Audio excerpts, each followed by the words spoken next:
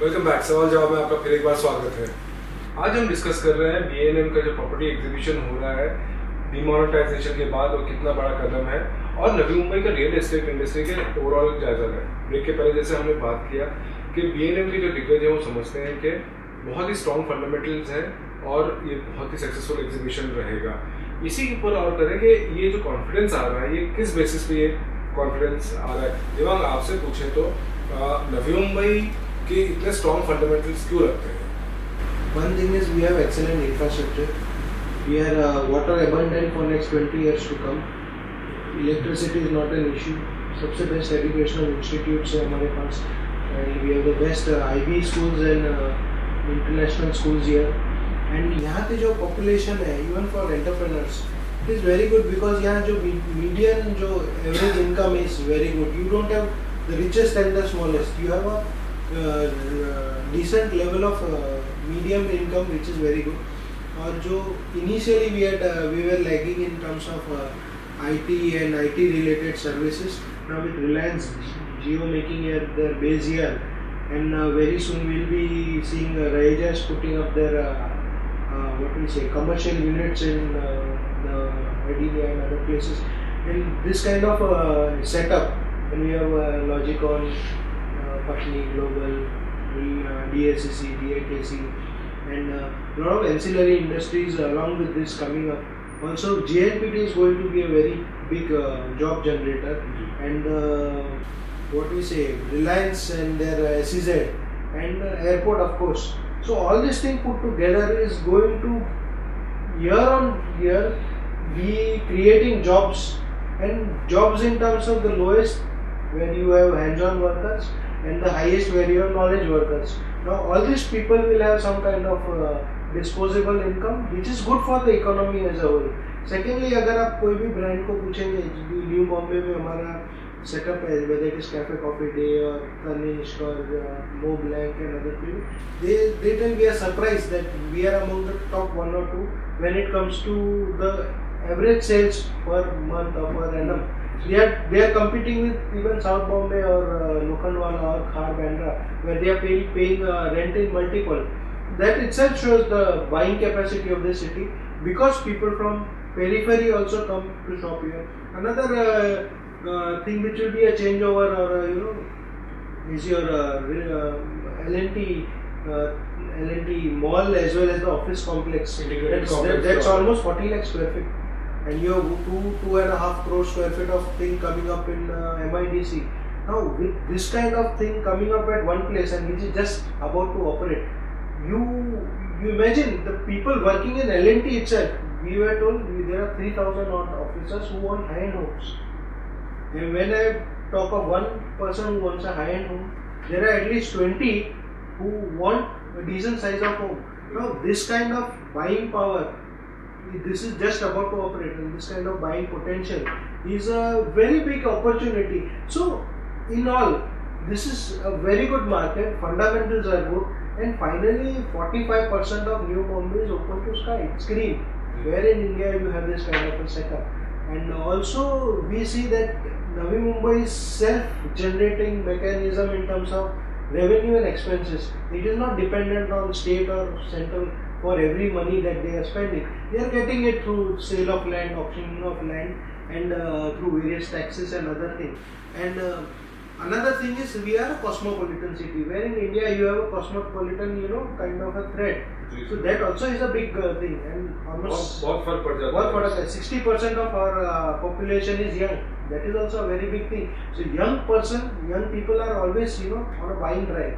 Either it is a car or a home or any of these gizmos, laptops and other things. So they are also the people who are aspiring kind of, So a city which is having an aspiring set of, DNA is also good for people to stay. काफी dynamic situation overall दिख रही है. And cosmopolitan को मैं बहुत ज़्यादा, because it is not that it is for a particular community यहाँ पे रहती है. You have all kind of people staying, educated, super educated, old, young, mid segment.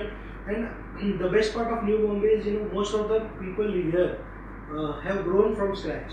So that also speaks a lot, because अगर आप मैं south Bombay में हूँ, central Bombay में हूँ, अंधेरी में हूँ या सबर्ब में हूँ, for me to grow in terms of career is not all that easy. But whenever you go to a developing place, so opportunities are, you have plethora of opportunities. You see so many entrepreneurs, and you see the best of the car models and all that. They want to be here. They have set up their showrooms and other things. So that also brings kind of zest to the whole city. So this is a great thing, and the super best part of Navi Mumbai is going to be in Naina, because that will also bring big townships. Also, it will bring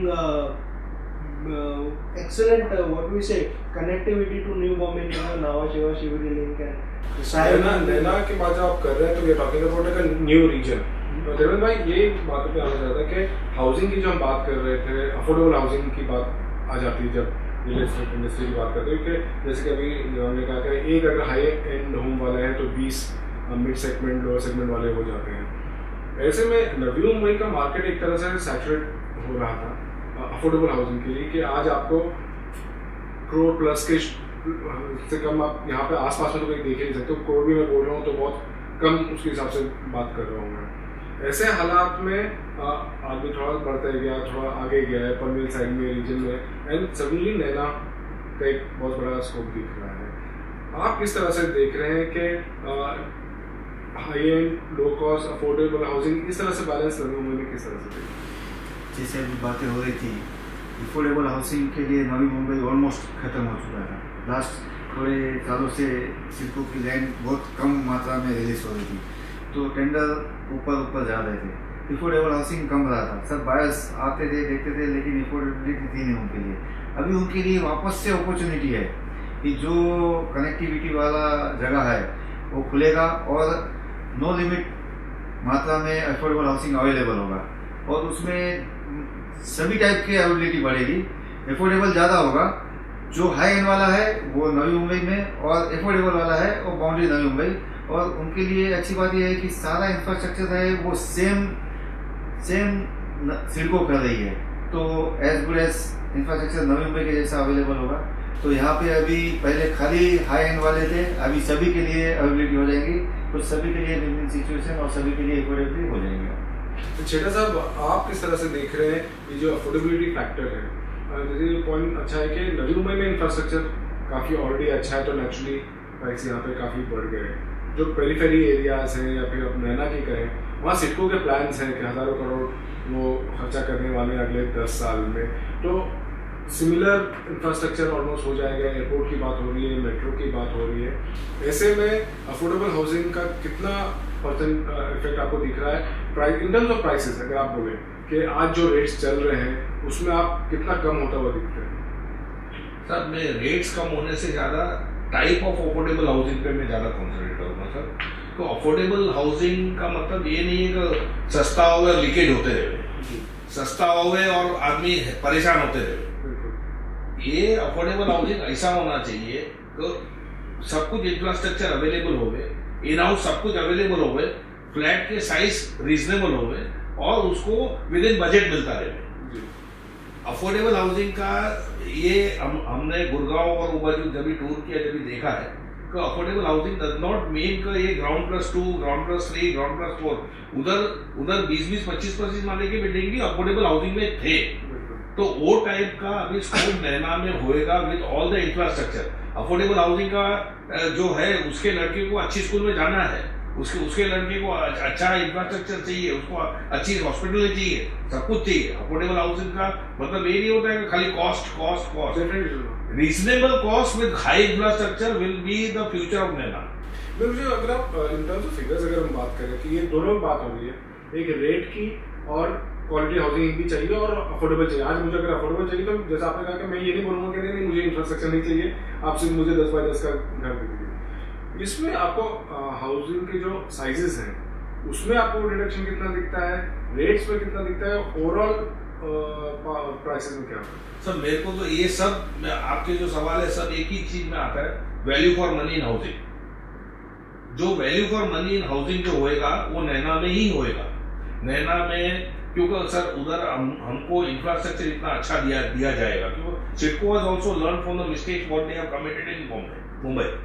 तो उधर जो roads के जो breath है और जो infrastructure और जो प्लानिंग है वो काफी एडवांस है, इधर से भी बेटर है। जो यहाँ गलतियां की वो रिपीट नहीं होगी। वो रिपीट नहीं होगी। प्लस हमको 1.57 FSI पार्टिसिपेटरी स्कीम है, लैंड पार्सल बड़े हैं, 1.7 FSI है, हाइट का नो लिमिट है एक्सेप्ट फॉर एयरपोर्ट का जो रिस्ट्रिक्शंस है वो। तो सर इसमें अफोर्डेबल हाउसिंग, सस्ता housing with all the types of amenities, open spaces, ये एक नया चैप्टर खुलेगा। इधर जो सिंगल जो बिल्डिंग में हम लोग नहीं कर सकते थे क्योंकि उसका ओपन स्पेस रखना है, उसका ये करना है, तो एक प्लानिंग में लिमिटेशन आ गया, उससे ज्यादा हम कुछ कर ही नहीं सकते। तो इधर उधर वो हमको बहुत कुछ स्कोप मिलेगा और हम लोग पब्लिक को खुश ज्यादा रख सकेंगे, इंफ्रास्ट्रक्चर दे सकेंगे, रिजनेबल भाव पे भी दे सकेंगे और पब्लिक रियली लाइफस्टाइल क्या है, मुंबई में जीने की मजा क्या है, वो उसको नैना में मालूम पड़ेगी। बहुत स्पेस मिल जाएगा। Yes. उपेंद्र भाई, ये जो बात चल रही है कि नवी मुंबई में लिमिटेशंस थे, एरिया के लिमिटेशंस थे, इंफ्रास्ट्रक्चर जिस तरह से डेवलप हुआ, कुछ ड्रॉबैक्स भी थे उसमें। नैना एक बड़ी अपॉर्चुनिटी है, जैसे कि बता रहे कि बहुत ज़्यादा जगह भी है, प्लानिंग और बेहतर हो सकती है। तो अब फर्क ये भी नज़र आ रहा है कि नवी मुंबई में एक सेट ऑफ बिल्डर्स थे जिन्होंने नवी मुंबई को इन कंस्ट्रेंट्स के बावजूद इतना डेवलप किया, which is hats off to them, कि बहुत अच्छा काम किया है। अब एरिया और बढ़ जा रहा है, कंपटीशन और बढ़ेगा, नए कॉर्पोरेट्स आएंगे, आपके तो काफ़ी मीटिंग्स होती रहती हैं। आप इस सिनेरियो को किस तरह देख रहे हैं कि क्या नवी मुंबई के डेवलपर्स यहाँ दिख रहे हैं, बड़े कॉर्पोरेट्स दिख रहे हैं, क्योंकि टाउनशिप्स वगैरह की भी बातें हो रही हैं। अभी जैसे अपने कॉर्पोरेट्स बताया, लास्ट में तब से 8 तारीख के बाद करीबन 6 से 7 बड़े बड़े कॉर्पोरेट जो रियल एस्टेट सेक्टर के अंदर है, जो रियल एस्टेट इंडिया लेवल के ऊपर है, उनके साथ मेरी मीटिंग हो गई है। कैसा है, क्या है, नैना में कैसा आ जाएगा, किस ढंग से आएगा, क्या नहीं आएगा, कैसे बड़े पंच है, किस ढंग से करना चाहिए, इसके रूल्स क्या है। तो मेरा कुछ का पर्सनल टच है, उसी हिसाब से मेरे कम से कम 8-10 बड़े कॉर्पोरेट जो रियल एस्टेट सेक्टर में, जो यहाँ के कभी सोच भी नहीं सकते थे, क्योंकि वो सोचते थे कि 2-2.5 लाख रुपया मीटर में कैसे जमीन परवड़ती है नवी मुंबई के बिल्डर लोग। लेकिन अभी एक दूसरा जो अभी आपने एक इंटरेस्टेड चीज जो बोला कि भाई ये अफोर्डेबल, जो हरीश भाई ने भी बताया है कि भाई क्वालिटी वाइज काम भी होना चाहिए। मतलब क्वालिटी के साथ सिडको ने जो प्लान किया है अफोर्डेबल के लिए, जैसे कि नया नाम है, हम अफोर्डेबल बोलते हैं, लेकिन आज अफोर्डेबल है, ये कल नहीं रहेगा। कल क्यों नहीं रहेगा? आज जो सिडको ने क्या किया था, पहले अभी 35 मीटर का 30 मीटर का इधर रोड बनाया, अभी 20 प्लेस के आप सेक्टर 29 के ऊपर चला जाओ। आज क्या हालत है, आप शाम को 5 बजे निकलो, 7 बजे की पोजीशन देखो क्या है, ये 30 मीटर रोड। इसमें सबक लेके सिडको ने खारकर में मेन रोड 60 मीटर का बनाया, उससे कुछ सबक लेकर पामी 90 मीटर का बनाया। अभी ये चीज नैना के अंदर उन्होंने ड्रॉ किया है 120 मीटर। सबक सीख के वो सबक सीखे, लेसन बोलो या जो भी बोलो, 120 मीटर विद मेट्रो, जो उनका प्लानिंग है 120 मीटर का जो रोड जा रहा है मैम, मतलब वो साथ में मेट्रो भी सेंटर में जाएगी। तो ये सबसे बड़ा, खाली अफोर्डेबल नहीं। जैसे आपको एक चीज मैं बताऊं, शायद मैं आपका वक्त ज्यादा लूंगा, बीच में एक MMRD की स्कीम, रेंटल हाउसिंग स्कीम निकली थी MMRD के अंदर, जिसके अंदर 4 पैसे दिया गया था, इसके अंदर 160 फुट का घर देने का, वो 160 फुट का घर बनाने का, और रेंटल हाउसिंग में गवर्नमेंट देने का सोचा था, और बिल्डर लोग का इंसेंटिव के रूप के अंदर उसके अंदर FSI ज्यादा देने का, एक गवर्नमेंट को बना के देने का, 3 बिल्डर का रहेगा, एक ओरिजिनल रहेगा। वो क्यों स्कीम फेल हो गई? 4 पैसे आने, मेरे को 40 वाला जाने का, 30 वाला जाने का, उसके अंदर मेरे को 4 लीफ लगेगी साहब। वो 160 फुट में रहने वाले को वो 4 फुट का मेंटेनेंस पड़ेगा, नंबर 1। नंबर 2, न नजदीक को मार्केट है, ना सब्जी वाला, ना दूध वाला, ना स्कूल, ना कॉलेज, ना रेलवे स्टेशन। तो अगर अफोर्डेबल, खाली सस्ता कर देने से अफोर्डेबल थोड़ी होता है। अफोर्डेबल मीनिंग वो घर में सस्ता रह सके, उसको सब्जी मार्केट नजदीक होनी चाहिए, दूध वाला नजदीक होना चाहिए, स्कूल में जाना चाहिए, रेलवे स्टेशन आदमी को हस्बैंड वाइफ को जाना है तो वो नजदीक होना चाहिए। ये सब चीज को अगर कंबाइन करो तो उसको अफोर्डेबल बोलते हैं। सस्ता घर बेचना अभी आजकल हो गया है, सस्ता घर बेचा तो अफोर्डेबल नथिंग, वो अफोर्डेबल नहीं। अफोर्डेबल के साथ कनेक्टिविटी भी जरूरी है, उसकी रोज की दैनिक जरूरत, सब्जी भाजी दूध, वो भी जरूरी है। और ये नैना में पॉसिबल है। ये हम नैना को हम लोग ऐसे सिडको छोड़ के हम सिडको में बिल्डर है, हम नैना का इतना क्यों बोलते हैं? क्योंकि नैना सिडको का ही पार्ट है, क्योंकि इधर जो इंफ्रास्ट्रक्चर है नैना में वही इंफ्रा दे रही है, वही विजन है सिडको का। जो नवी मुंबई के लिए विजन था वही विजन सिडको का हुआ है। तो ये सिडको का विजन, सिडको का एक्सपीरियंस, ये डेफिनेटली जो नवी मुंबई में प्रॉस्पेर रहने वाले के और आगे जो रहने वाले को और हम लोग को बिल्डर को रेडी इंफ्रास्ट्रक्चर के लिए सबको सुगमता रहेगा, ऐसा यह माहौल एक हो जाएगा। इस हिसाब से मैं अफोर्डेबल बोलता हूँ, सस्ता घर ये नहीं। कंपटीशन भी बढ़ जाएगा जिस तरह से आप बोल रहे हैं। डेफिनेटली बड़े टाउनशिप्स आएंगे।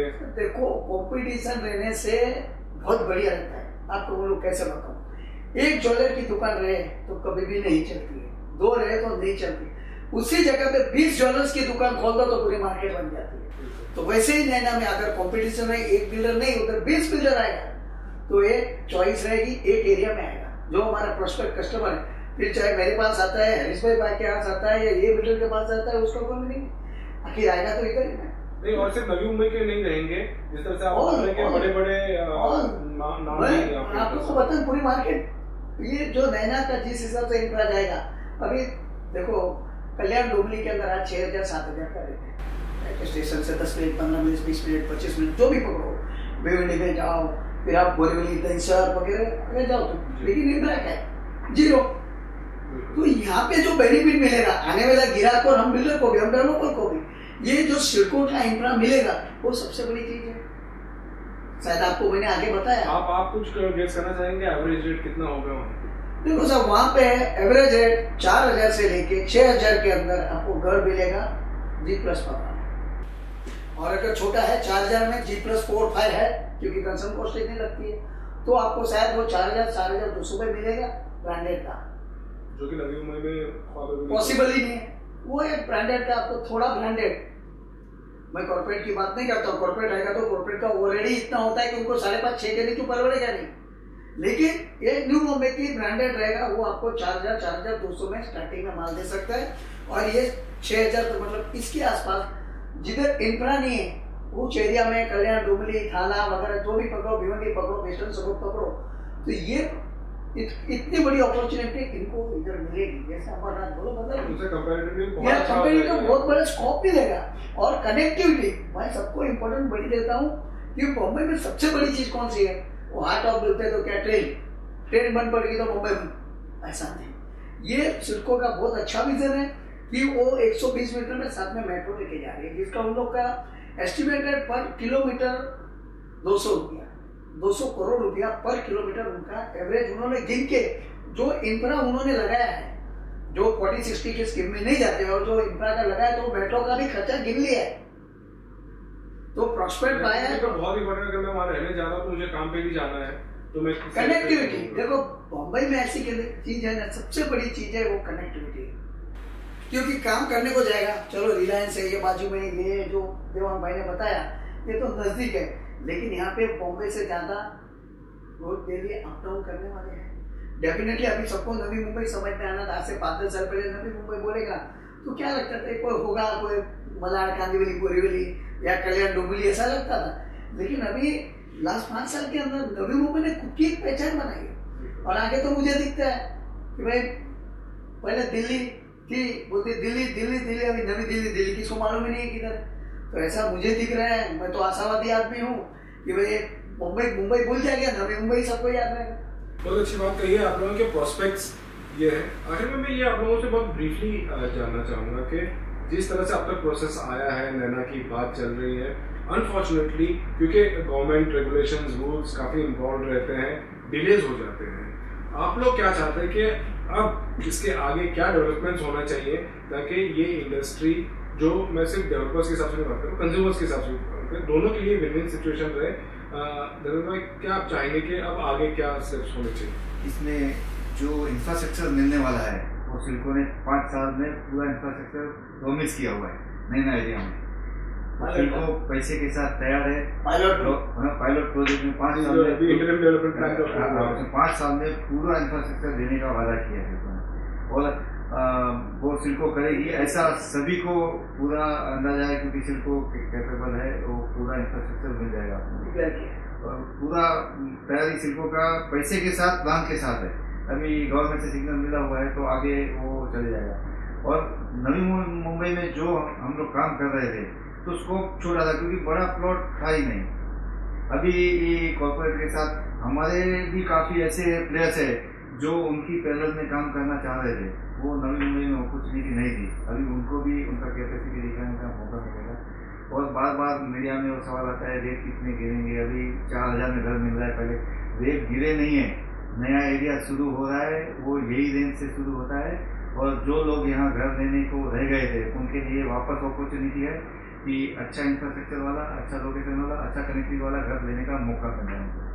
तो उनको अच्छे बिल्डरों से और जो आगे अपना प्रोजेक्ट्स डिलीवरी दिखा चुके हैं उनसे लेना चाहिए। और अभी उनको मौका मिला है, रेट इंटरेस्ट रेट भी कम होंगे और एरिया भी बड़ा ले सके हैं। तो जो 1 बेड ले रहा था 1.5 सोच रहा है, जो 1.5 सोच रहा था वो 2 बेड तक 3 बेड तक जाने की सोच रहा है। और ये होने से बिल्डरों को बायरों को दोनों के लिए विन-विन सिचुएशन हो जाएगी।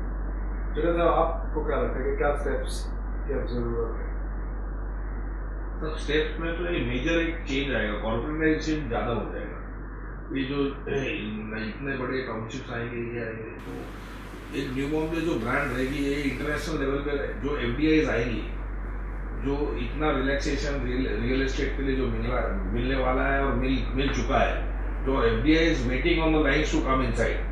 तो एक ये Naina will be the area where everyone will be interested to park their money, and उसका वॉल्यूम इतना वॉल्यूमस जो पार्किंग होएगा और इतना वॉल्यूमस इंफ्रास्ट्रक्चर होएगा तो ये छोटे मोटे जो बुकिंग करके काम जमीन लेना है या काम चालू करने का वो कॉन्सेप्ट रहेगा ही नहीं।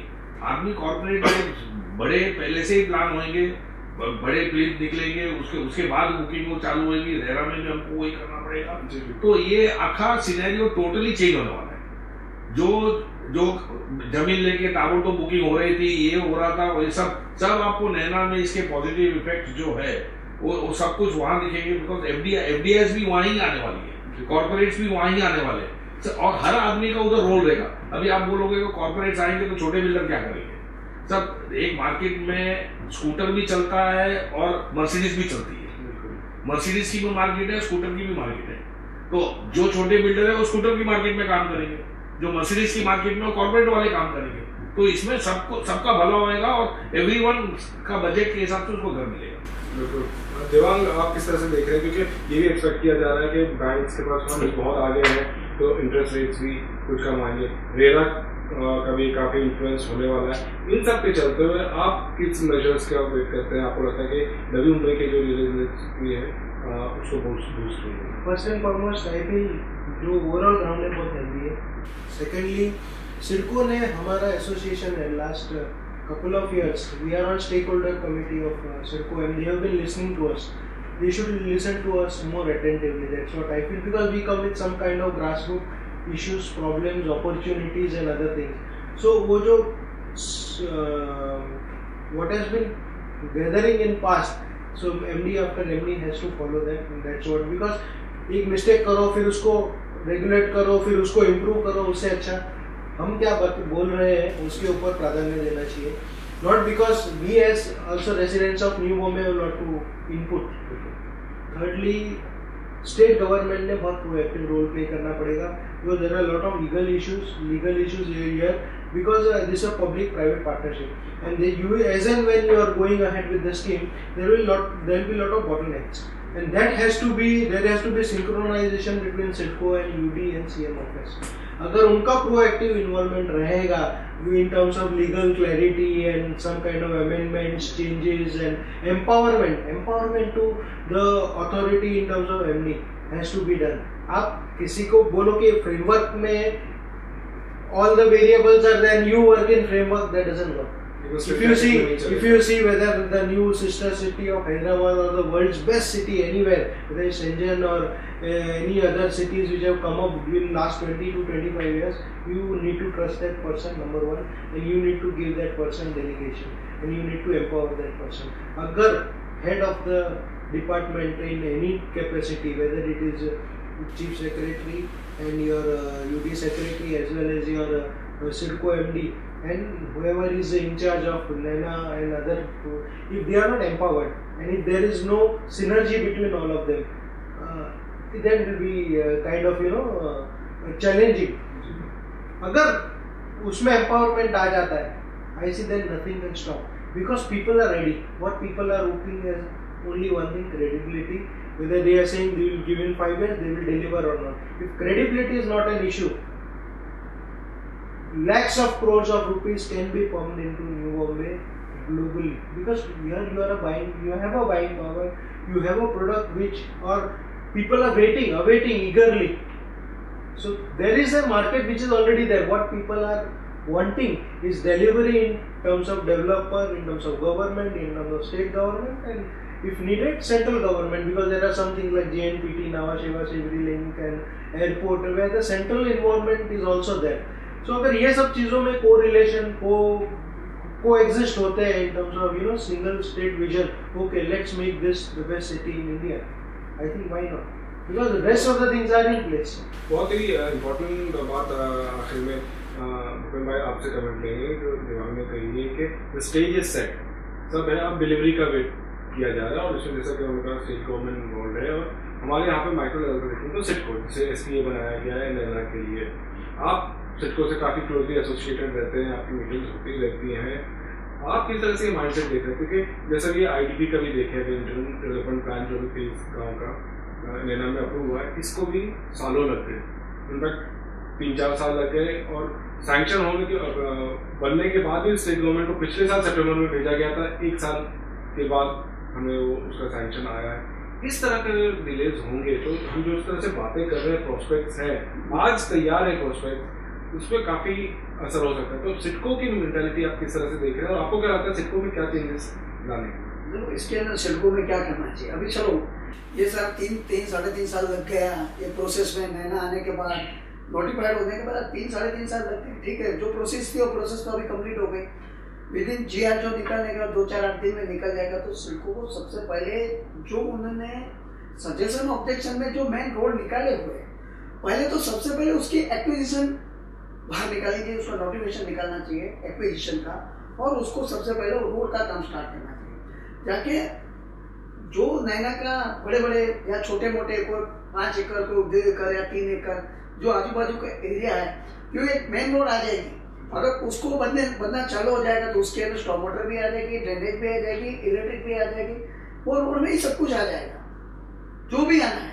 तो सिडको को इनिशिएटिव लेना चाहिए कि जो रोड उन्होंने मेन खींची हुई, मैं अंदर के रोड की बात नहीं कर रहा हूँ, जैसे 120 मीटर की रोड, 60 मीटर की रोड, उन्हें कनेक्टेड तो जो एग्जिस्टिंग अभी जो पनवेल है या खारघर है उसके आजू बाजू का जो एरिया है और उनको लगती हुई जो रोड है, सबसे पहले सिडको को बनाना स्टार्ट करना चाहिए। एक बार रोड बन गई तो अप्रोच देख के आने वाले बायर्स, प्रोस्पेक्ट बायर को खुद को जाना चाहिए। देखो आज की तारीख में तो ऐसी पोजीशन है कि साहब वो जो दिख रहा है ना भैंस खड़ी है ना, वो हमारा प्लॉट है, ये चीज नहीं होनी चाहिए, कुछ समझ में आने लगेगा कि भाई या वो चीज सिडको को इंफ्रा के साथ वो चीज करनी जरूरी है। वो जो प्लॉट होगा जो 2-5 एकड़ किसी ने बिल्डर ने लिया है या 50 एकड़ लिया है, तो वहां पे पहुंचना बहुत जरूरी है।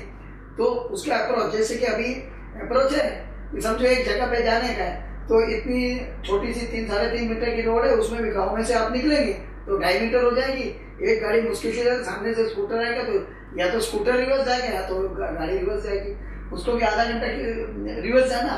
तो ये सिचुएशन सिडको को खास ध्यान देनी चाहिए कि 21वीं सेंचुरी की अगर आपने ये सिटी बनाई है और नैना तो इम्प्रूव एरिया है, तो उसके अंदर तो आपको ये चीज को एकदम खास ध्यान देनी है। और सबसे पहले सिडको को बाय रिक्वेस्ट, मैं तो हम तो रिक्वेस्ट कर सकते हैं कि भाई वो रोड पहले खींच ले, उसको एक्विजिशन निकाले, क्योंकि आज नहीं तो 6 महीने 12 महीने के बाद करना, वो चीज आज ही कर ले। आज ही करने से क्या होगा कि नैना की इम्प्रूवमेंट पब्लिक में दिखेगी, हमारे बिल्डर में नहीं, पब्लिक में दिखेगी और कॉन्फिडेंस एक आ जाएगा। और सिडको प्रत्यय जो एक क्रेडिबिलिटी रहती है कि सिडको, हाँ सिडको जो होता है, तो ये सिडको सबसे पहले भाई रिक्वेस्ट बोलता हूँ कि उनको रोड खींचनी चाहिए। सिडको का माइंडसेट क्या लग रहा है इसके बारे में? नहीं, जो हमारी मीटिंग होती है उसके अंदर वेरी पॉजिटिव, क्योंकि पहले भाटिया साहब थे, भाटिया साहब से अभी जो गगरानी साहब आए, उसके अंदर जमीन आसमान का फर्क है। ये आदमी कुछ करके देना चाहता है। जो भाटिया साहब थे बातें करते थे, बहुत अच्छी करते थे, मीठे मीठे बात, लेकिन रिजल्ट इज 0। लेकिन ये आदमी जो बात करता है इमीडिएटली फोन उठा के इम्प्लीमेंट करते हैं। कि भाई so and so concern person है, फोन उठाए, उनसे बात करते हैं, भाई ये क्या दिक्कत है, बैठो तुम उसके साथ और उसको सॉर्ट आउट करो। तो ये बहुत बड़ा जो हमारे यहाँ पे सिडको एमडी आता है, हम उसको सुप्रीमो बोलते हैं। सुप्रीमो बोले तो सुप्रीम कोर्ट के अंदर जो चीफ जस्टिस बैठा है ना, ऐसा हमारा एमडी रहता है।